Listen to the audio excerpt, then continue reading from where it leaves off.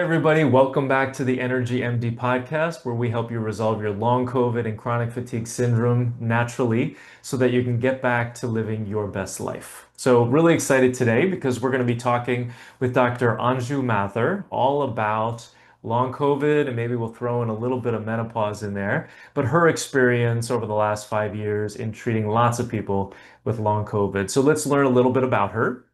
So, over 15 years now, Dr. Anju Mathur, MD, a leading holistic and functional medicine practitioner, has been administering prescriptions that infuse her patients with long-term health and blue zone tempered wellness that defy the effects of aging. It's a really powerful statement. I love it.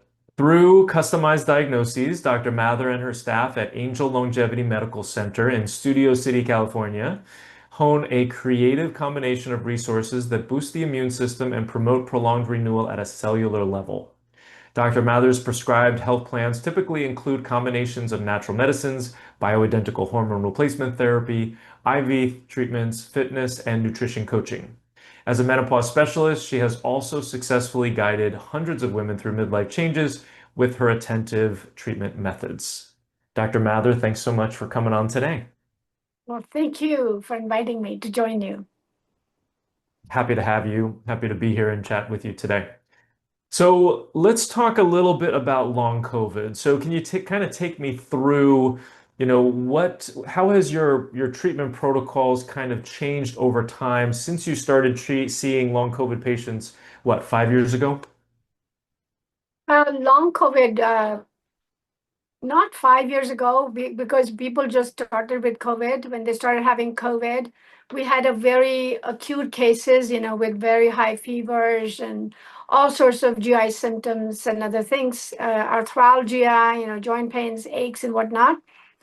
And then I think over a period of time, it has evolved into long COVID.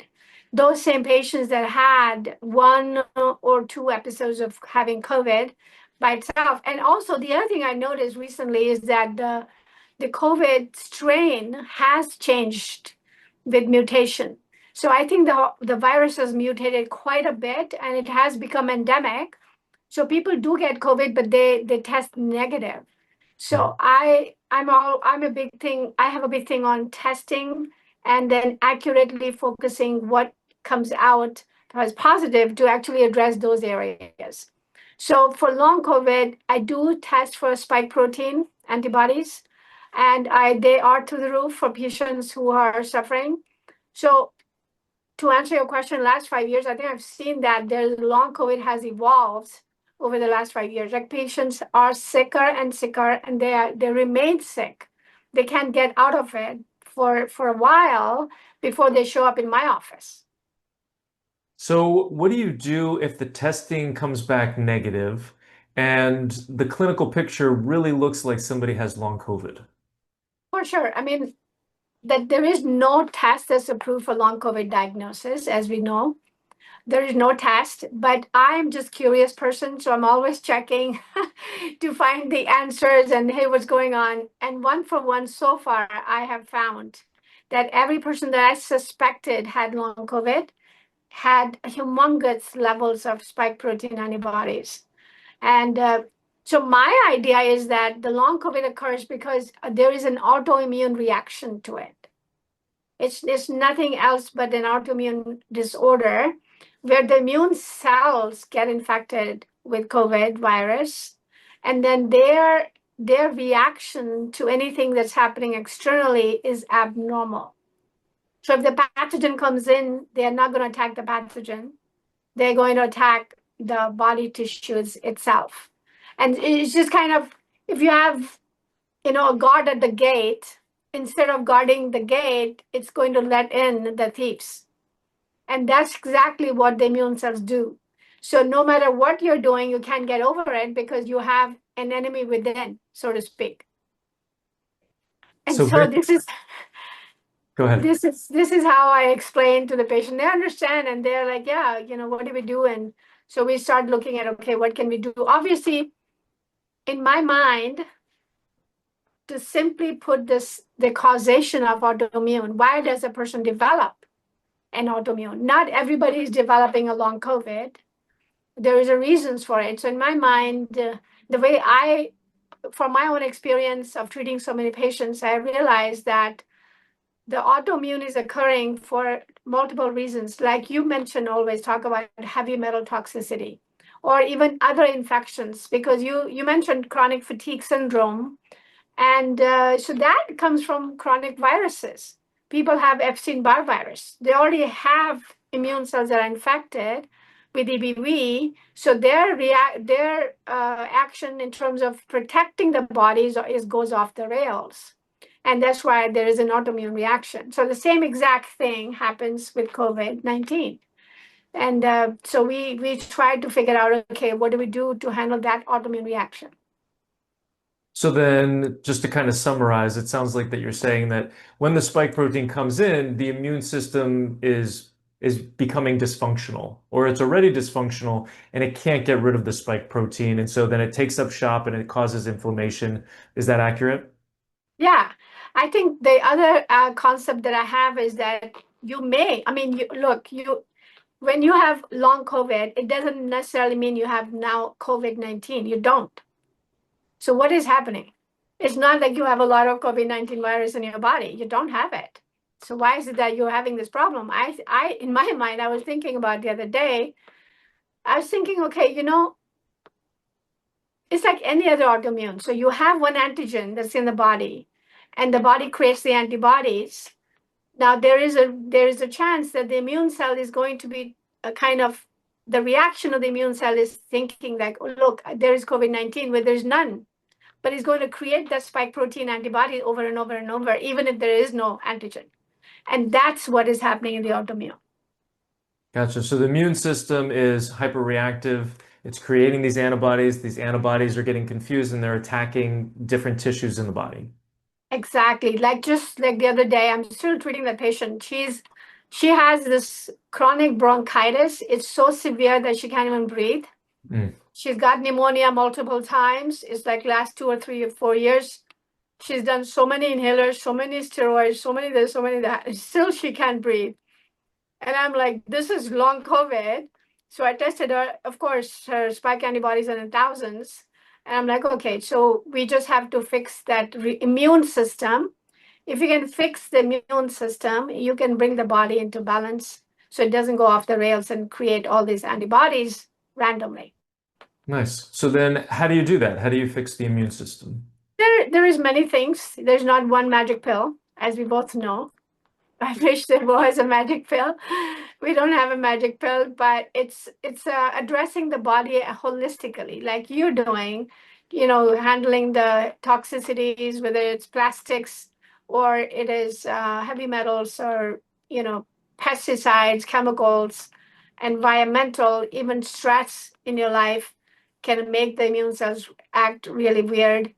And so all of those, we address each of those factors that we feel like this is positive in this particular patient. And then I love a treatment called UBI. Hmm. It's the ultraviolet blood irradiation therapy, where the blood is exposed to UV light A and C, and the treated blood goes back, reinfuses into the body, patient's body, and then that makes an impact in the immune system. And I feel like that's the only technology that I know that can retrain the immune system.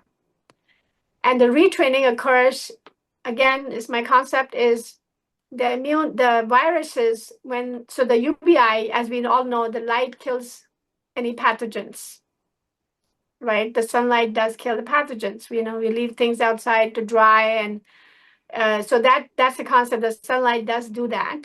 So when it kills the virus, when it's passing through and is killing, those killed viruses going back into the body, and the immune cells kind of realize, okay, this is what we need to kill, not the body tissues itself. So it's a little bit of a point where you change the reaction of the immune system itself. And lo and behold, I've treated many, many autoimmune disorders with it, and it's amazing results. I mean, amazing results. I have had a patient with ulcerative colitis, being treated with mesalamine for 9 years, and she had this blood and the mucus and whatnot. And we gave her the UBIs. After the ninth treatment, she goes back and gets another colonoscopy. And the colonoscopy is negative, like there's no lesion, there's no ulcers in her colon. And the GI doctor tells her, oh, this is impossible. So you probably got a wrong diagnosis. Interesting. She was like, yeah, right. And she walked out. She said, it's not the diagnosis because she had her own symptoms. I mean, whether when you're ill or you're well. So she had all the symptoms and then she was diagnosed. So she said, okay, I got it. And she walked out. But it's Nice. interesting. So yeah, it Yeah. was fantastic. I've done this many times with so many patients with autoimmune that So, it's mind blowing. so then, how many people would you say, or what percentage of people so are you using the UBI with everybody with long COVID at this point? No, I don't do that. There is no one size fits all. Uh-huh. You have to definitely customize and personalize your treatments to everyone. So if you have allergy to sun, some people can't tolerate sun. So it all depends on what that person needs exactly. But I just find it's very curious to see that there's just one treatment that actually helps with the autoimmune and so easy, and people don't know about it. Right. Yeah. And so does UBI get rid of more than just viruses? What pathogens does it address? Oh, yes. Anything to do with viruses, bacteria, parasites, fungus, mold, anything you have that is pathogenic to the human body, it will deactivate it. It'll denature the viral DNA. So the virus doesn't replicate. And that's what we're looking for. It doesn't eradicate things, but it will desensitize and neutralize it, in other words, so that way it doesn't replicate. Excellent. And how many treatments does it typically take in order to see benefits? That also varies. Again, one size doesn't fit all. I've seen patients that get better within 5 to 10 treatments, and then there's others that take 20 to 30. It all depends on the person, but it's very heartwarming to see that the results and the changes occur pretty quickly. So it's not like you're going to do 20 treatments and then wait and see what happens. It's not like that. The things happen as you go along. So as you're going along, you see improvements. And that's why the person is excited because they want to get to the other end of it. Right. So then, yeah, so that's what we're looking. But no two people are same. Right. And then you're also doing other things in addition, in terms of 100%. addressing the A hundred, toxicities. Yeah. And a so, 100%. and would you say that it's just a matter with the UBI, it's just a matter of how many you get, but eventually, is it reversing autoimmunity or is it just decreasing it significantly? What do you see? Again, what I see is like I just gave you the example of that patient that the ulcers disappeared. But on the other hand, see, the interesting thing is that the disease is not anything that's overnight. The disease is a spectrum of dis-ease when you're uncomfortable within your skin. And that starts with a small scale and it goes up if you don't do anything to fix it. And it gets worse and worse and worse. People sit on it. I mean, look, me too. I mean, it's nobody likes to see a doctor, Sure. including myself. So I don't blame people that they wait for a very long time. But obviously, once you're educated, then you can start taking measures way ahead of time than to wait at the last minute. So the same thing happens when you're reversing it. It's going to go exactly the same route that you came through a route, and now you have to. So what the way I explain to patients is like it's like taking a U-turn. You're going in downhill and you're going this dwindling spiral downwards. So we need to first take a U-turn, come up, in the other direction. And then it depends on what else is happening, what is your level of health, will determine how fast you can get over it. It depends. Like I'll give you another example. A patient came from I think Colorado, and he had chronic fatigue syndrome, and he had Epstein-Barr virus. And so we told him, okay, you need to come to LA and stay here for about 6 weeks, and let's get it reversed. So he came prepared to stay for 6 weeks. But But as soon as we started treatment, he got different treatments, but we gave him the treatments. Within 3 weeks, he felt like back to his self. And he said, okay, I'm ready to go back to work. He wasn't able to work before. He was so tired, he couldn't get up and do much throughout the day. And then by the time we finished, he said, I'm ready to go home. Like, great, you should go home. And he did. So it all depends. Nice. And what are you finding with people with long COVID in terms of the toxicities that are present? Are you finding all of them? Or are you finding there's specific, it depends on the person, or is there a majority of people who have mold more than some of the other toxins? What are you finding? Oh, I see. In my practice, what I try to do is I try to do the basics first. I don't like to go for the knee plus ultra right away. I go to the basics, like your food. What are you eating? Are Hmm. you eating something that will nourish your body? Or are you eating something that will devastate your body? So if you are, even if you are like eating crappy fast food every day and drinking Diet Coke, then no matter how many UBIs I give you, it's not going to work. Right. I'm sorry. So we start from the basics, we start from the nutrition, and we find out, okay, so we do a system, it's called metabolic typing, to find out what is your metabolism like and what foods are correct for you that will nourish your body. So again, the nutrition is not one size fits all. It's not like everybody needs to be on keto diet or Mediterranean diet or a vegetarian diet. Why do we have so many different types of diet? If you really think about it, where do we come up with these ideas that we should have, only animal protein or the fats, or we should only eat vegetables or this or that? And that's because we do have different body types. We have metabolic types. There are different types of bodies. For example, Eskimos. Eskimos don't need vegetables. They don't. They Right. eat fish, they eat blubber, and don't have chronic degenerative diseases. They don't have cancer, they don't have heart disease, and they're not eating vegetables. So when somebody comes up and says, "Hey, eat vegetables, they are really good for you." I'm like, "Right, how did you know that?" Uh, See, that's the thing, it's common sense. Literally, I'm using common sense. well, and sometimes it's what you're not eating rather than what you are eating, right? Because Eskimos are also not eating grains. That's right, exactly right. Yeah, That's right. What is the right foods for your body is the first step towards taking a first step towards your health. Sometimes people get lucky and they kind of run into something, they kind of hit upon the exact diet that's correct for them. It happens all the time. right. And people do know what is correct for them. They kind of ignore it. They eat certain kinds of foods and they feel great. And then they kind of get dispersed and they forget what they ate. And it just goes on and on.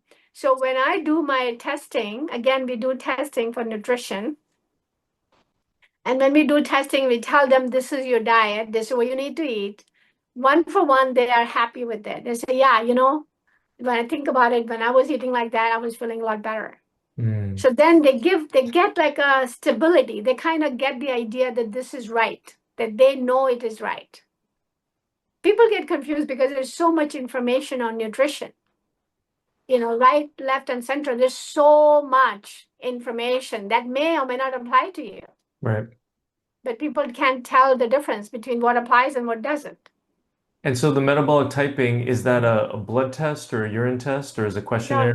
it's a questionnaire which basically goes into your phenotype, like how is the genes being expressed.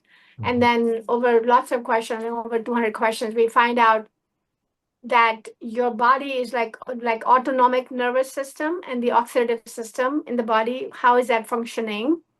If it is balanced or is not, what is it? And then based on that, we find out the dominance between the autonomic or the oxidative system.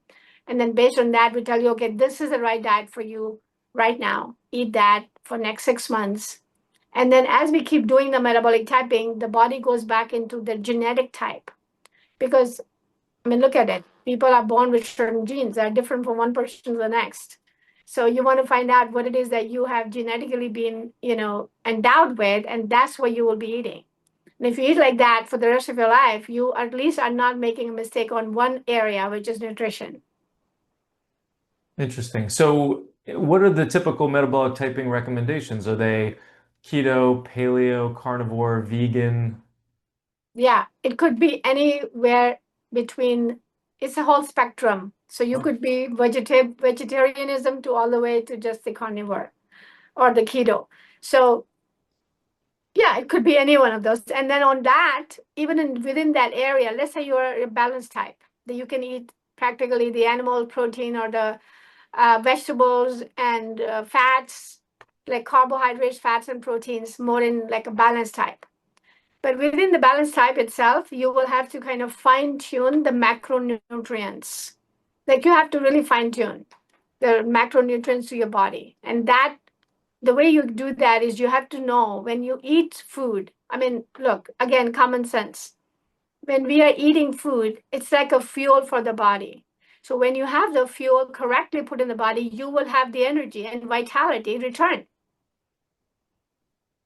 I oh, mean, it's for energy production. Why are we eating? Is we are eating because we want to get the energy out of the food. So if you eat lunch, if you eat a meal and you want to pass out on the couch, obviously it was the wrong fuel for your right. body. I mean, it's just as common sense as that, you know. So we just use that and we just kind of help people understand this is what we are doing. Nice. And what does the majority of people test for? What is the highest or the highest Oh, scoring type of diet? you mean the most common? Most common, yeah. Yeah, the most common. Um, Lots of people are what is called fast oxidizers, which means that they need higher levels of fats and proteins, but not everyone. I would say, I mean, if I were to guess, probably about half of them, 50%, would be fast oxidizers because they have been eating so much carbs that they can't tolerate.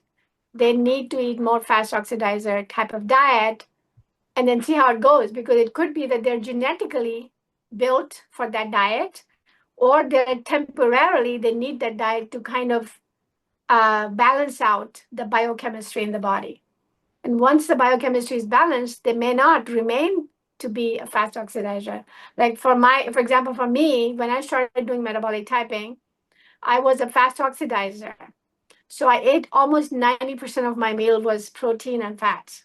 It wasn't keto, it was protein and fats, and a little bit of carbs like vegetables. And I did that for, I think, about a year and a half. I did that for about a year and a half. And then I realized it's just not working because I don't have energy after eating this. And so little by little it changed. And now I'm balanced type. So I can eat practically any of the three macronutrients mostly in balance. So now I'm a balanced type. And that is, I think, genetically my type. So I'm not going to change it to fast oxidizer at any time in this lifetime. Interesting. So it seems like it's more of a paleo diet initially. Yeah, you can call it. Yeah, Protein, there's fats, a little bit of yeah, carbs. there's so Yeah. many names to it, but we have given it a fast oxidizer diet. So, but it's similar, like 70% is fats and proteins. So if you were to divide fats and proteins, probably 40% proteins and 30% fats. And then the other 30 is carbs, which is vegetables. Right. Okay, excellent. And in terms of the genetics, I have a lot of skepticism around the ability for genetics to provide us with really clear information because, there's thousands of different genes that kind of go into the expression of something. So Yeah. kind of give me your thoughts on how genetics plays a role in this case, diet. Well, the way it works out is this. Like you said, the genes can be turned on or off. So you can have the genes. It doesn't necessarily mean that you will express them. So when we are testing somebody for the first time, it is what we call functional type. I mean, this is how you're operating right now. Your body's operating like this. So when we do the metabolic typing diet and you're eating that way, the body gets shifted back to the genetic type. And that is a type that you remain with for the rest of your life. Like I explained to you, I was a fast oxidizer, but that's not my genetic type. But I needed that for that period of time to balance out the biochemistry. And Mhm. once it is balanced out, then I go back to my genetic type and I don't have to retest anymore because I know that's my type. Understood. And do you have a sense about the most common diet that you're finding in people who have long COVID?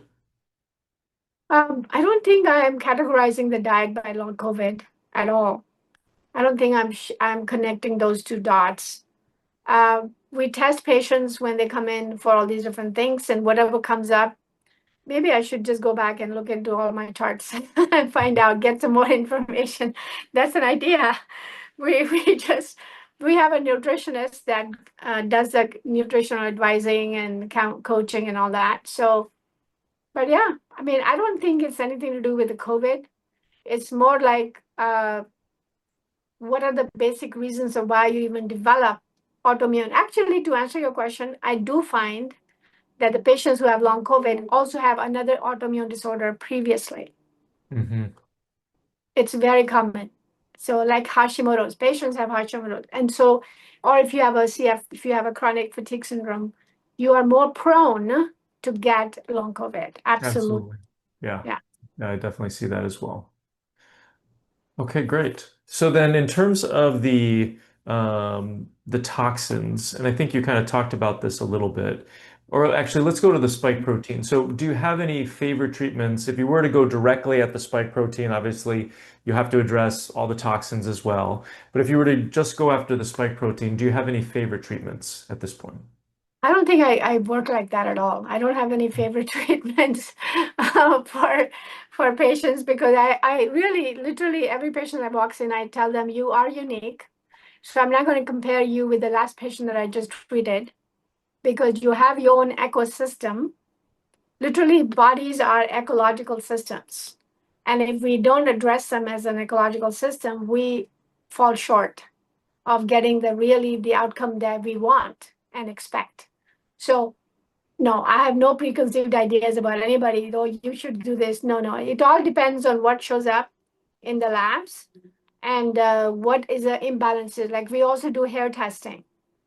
So the hair test will tell me, okay, what are the minerals that are deficient, if there is any heavy metals that are coming out in the hair. And so we go after that. We find out, okay. But when the patient is so uncomfortable, they can't even breathe, for example, or they have neurological symptoms, so they're depression, anxiety, or just tingling, neuropathy, whatever, joint pains, but muscle aches. I had one time a patient, was a young kid, he was like 16 years old, and he had this literally very weird muscle cramps that didn't resolve with anything. And he had neurological symptoms, numbness and whatnot. And I realized that's long COVID. Literally, it was long COVID. I mean, that long COVID can also happen after vaccine. Right. It's a something similar that can happen because of the reaction of the immune system to what you just put into the body. Gotcha. So then, so you're doing testing and you're like, okay, so you have spike protein, you have, how are you assessing for microclots? Are you looking at fibrinogen and some of these other markers?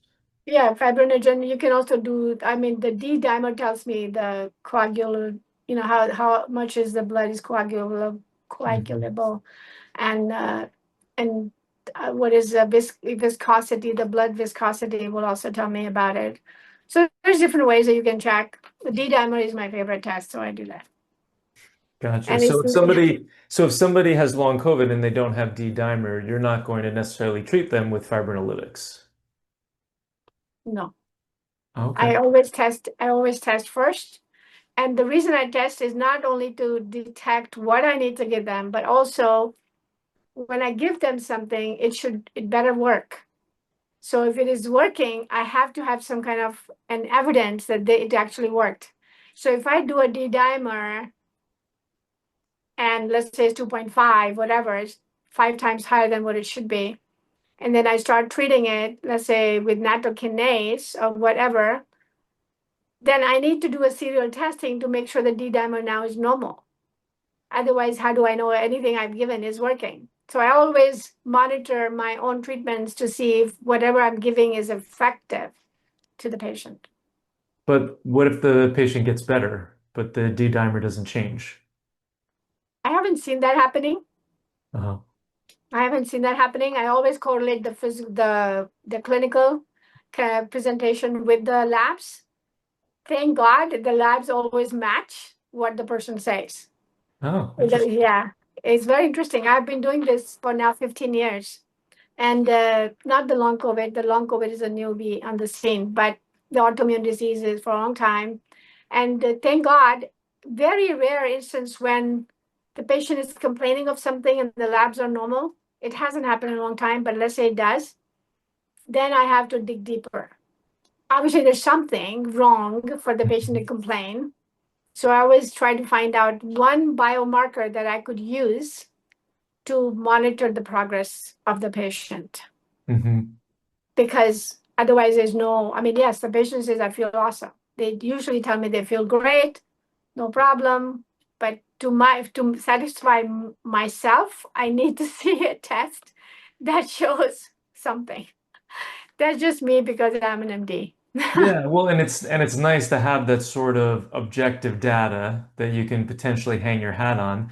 The challenge is that I found that most tests are imperfect. I actually don't do much testing anymore, and Yeah, that's because I've been fooled. yeah. Somebody comes in, doesn't have any sort of elevated D-dimer or fibrinogen, and yet we treat them with fibrinolytics for microclots, and they notice a significant improvement. Or somebody, does not have any mycotoxins in their urine, and yet and then 6 months later they do have a whole bunch when we've opened up the pathways, and all of a sudden they're detoxing a lot better, right? So we should have been treating for the last 6 months, the mold that's in their body. So how do you navigate some of those things? That's an excellent question because I was again that dilemma of how do we diagnose and how do we monitor? Those are the two things that we have to do as physicians. I have to be able to diagnose and I have to be able to monitor what I'm doing. Is it working or not? Mhm. So, believe it or not, 15 years ago, when I started doing this, I had to literally check out the different labs to see which lab is the most effective in doing the testing correctly. Because believe it or not, there's labs that their lab results are not reliable. Right. They're not. So I did that 15 years ago. I would send the sample of the same patient to 5 labs. Nice. And I would get the results back and I'd say, aha, which one correlates? So one is that the test results have to correlate with the clinical presentation.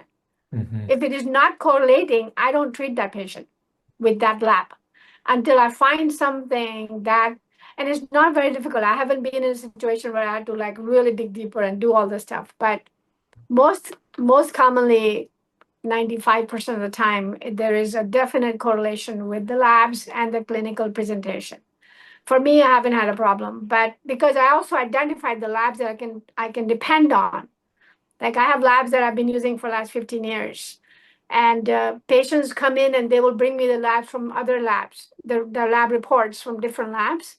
And they will tell me, look, all this stuff is normal and blah, blah. I said, okay, no worries. We'll do our testing and then we'll find out. And then lo and behold, every single time I did that, it's like exact problem that the patient had shows up on that testing. So yeah, I have already done that stage of work. I'm sure the labs are not, they change as well, their reagents, what they do, how they do it, the processes, hopefully. So far, I haven't run into any trouble with that. So it's all good for now. Nice. Well, and I think I have the luxury of, just working with people with chronic fatigue syndrome and long COVID. Like the picture that I see is that, I mean, you can have your chronic fatigue syndrome from mold as a primary, from metals, from infections, right? You know, so so I've kind of realized that I have to address all of those things because the testing that I have done before hasn't necessarily been perfect. But it sounds like Yeah. you've got some good things, and because you're seeing a broad swath of people, it makes more sense for you to do because somebody might not have all of the toxic five that I talk about. If they're coming in for Hashimoto's, they might just have metals that are causing their Hashimoto's or something. Well, that's a good point because I divide the categories of causative factors to any autoimmune disease into 5 categories. And I go over this with each patient, that this is what we're going to be looking for. And lo and behold, every single autoimmune patient I've seen have all of them. Mm-hmm. So Yeah. you're not wrong. You're not wrong for treating all of it, because it is, they have everything. I haven't seen a patient that has only one thing. So then But why test? why test? No, I think there is multiple reasons. One is that it's an evidence-based medicine that we are doing. It's an evidence-based medicine. And then it helps the patient to understand what is happening, because there is an evidence, there's a piece of evidence. So it's also convincing, and it's also for them to really realize, yeah, I have this problem. The second reason is that I want to use those tests to monitor my progress with the patient. So if I can show them they had X amount of whatever mold and it's come down to nothing, so then they're like, yeah, okay, we accomplished something. And of course, they're feeling great, but it correlates with the testing. So it just more solidifies in the person's universe that something was done, and it helps them understand, and they can say, okay, I'm good. Now they're really confident they are good, because now they see the evidence as well. Yeah. It's a psychological treatment. It's a psychological, because look, there is a spiritual being, right? Mm-hmm. We are all spiritual beings, Right. and we do have a mind that is like a machine. It's literally a machine, and it runs the other machine, which is the body. So you cannot ignore the spirit, right? Absolutely. And of course, the mind. And these are all interrelated. So the body is diseased, it will affect the spiritual being, because he will not feel well Mm-hmm. himself, not the body, but himself. And the same thing with mind. So the mind, there's aberrations in the mind that can make your body ill. And if the body is ill, it can also make the mind ill. So this is all interrelated. So you can't separate out one thing and just do the other one. You can't really do that. You have to look at it as holistically. So the spiritual being that is you has to be confident, say, yes, I know, I feel great.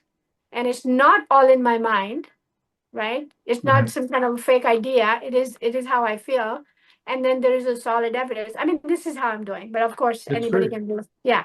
Yeah. But And this, I just, so then how do you like to do the addressing the spiritual being or addressing the mental emotional of the individual?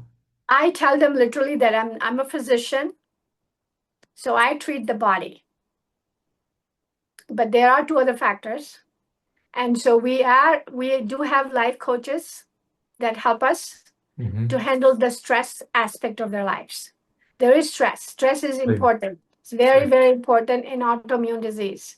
So I Mm-hmm. can't ignore that. I have to consider that as well, because this is why I'm talking about holistic medicine, because we have to approach the person holistically. We can't say, you know what, this is isolated, no, they're not isolated. They're all related. And it's even like saying your arm is not separate from your leg, Right. it's all connected. So you have to literally look at the person as a whole. So we do have life coaches that help with the stress and mental, whatever it is. The mental health is very important. So we definitely help the patients with that as well. But not in a practice, because this is a medical doctor. So I'm not doing that part, that aspect, but we hook you up with the life coaches, and they help. They're amazing. They are literally amazing. Awesome. Yeah, it's so important. The mind, the body, the spirit, the emotions, the energetics. So important. Well, this has been a wonderful discussion, Dr. Anju. I so appreciate you coming on and sharing your knowledge with us today. Well, thank you, Dr. Hirsch, for inviting me. Namaskar. So if you have chronic fatigue, whether it's from long COVID or chronic fatigue syndrome, go ahead and click the link below to watch my latest masterclass, where I go deep into our 4-step process that has helped thousands of others resolve their symptoms naturally. After you watch that video, if you're interested in seeing if we're a good fit to work together, you can then get on a free call with me. All right, thanks so much. I'll see you over there. I hope you learned something on today's podcast. If you did, please share it with your friends and family and leave us a 5-star review on iTunes. It's really helpful for getting this information out to more people who desperately need it. Sharing all the experts I know and love and the powerful tips I have is one of my absolute favorite things to do. Thanks for being part of my community. Just a reminder, this podcast is for educational purposes only and is not a substitute for professional care by a doctor or other qualified medical professional. It is provided with the understanding that it does not constitute medical or other professional advice or services. Thanks for listening and have an amazing day.